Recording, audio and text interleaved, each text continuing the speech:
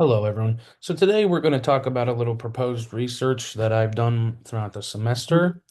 And first off, I just want to talk and centralize this question to you of how does social media affect athletes' mental health and performance?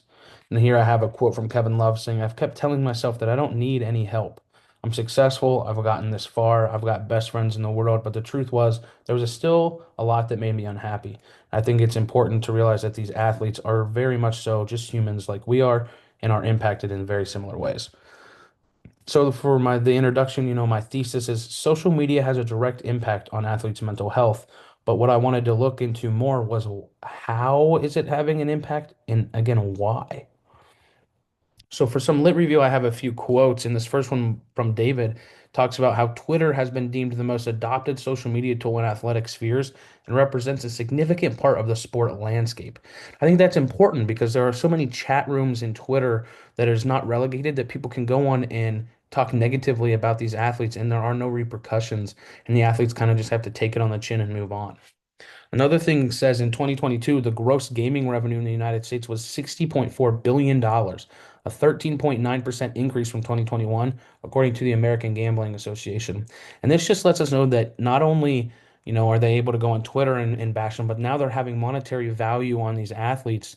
And when the athlete doesn't come through and win them the money, they are also very upset and turn to backlash on these athletes.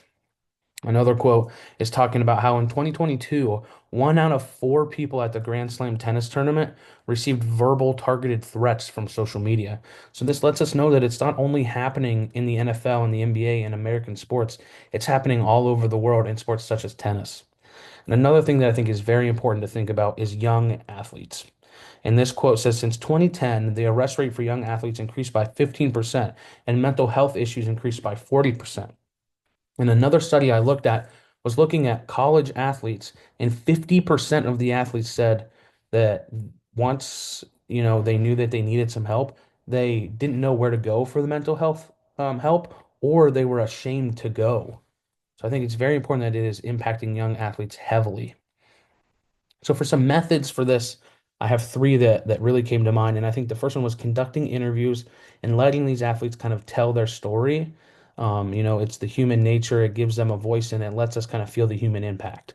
A third would be conducting, or a second would be conducting interviews, because some people don't want their face on the screen or don't want to be known and like the ability to be anonymous, and that gives them that platform.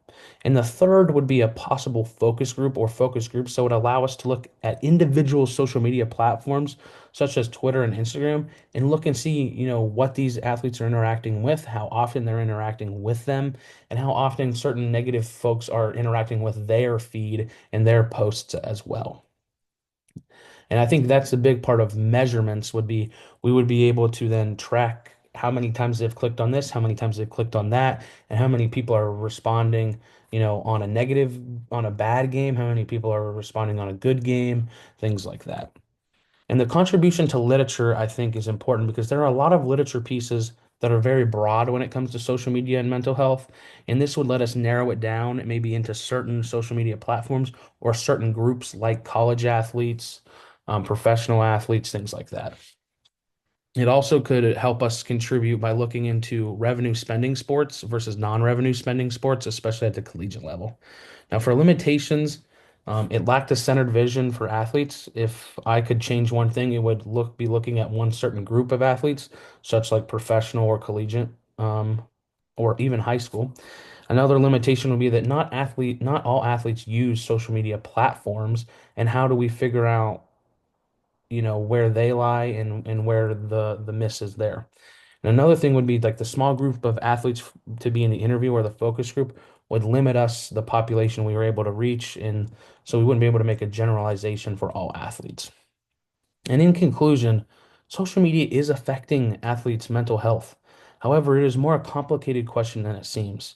So, us looking into more of the social media platforms themselves would give us answers as to where these people are getting the opportunity to do this and how much or how often they're interacting with these athletes.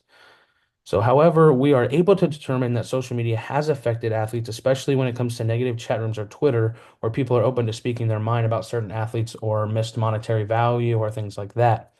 However, we don't know how often it is happening or if they're interacting with that individual on a personal level, like a post, or if it's a generalized statement. And I lastly just want to leave you with, it's very important to understand that these athletes are human beings like ourselves and that they are affected by things like us. And so, when your team is struggling or doesn't win and you get irritated, just remember that these athletes are human beings just like us and need to be treated that way.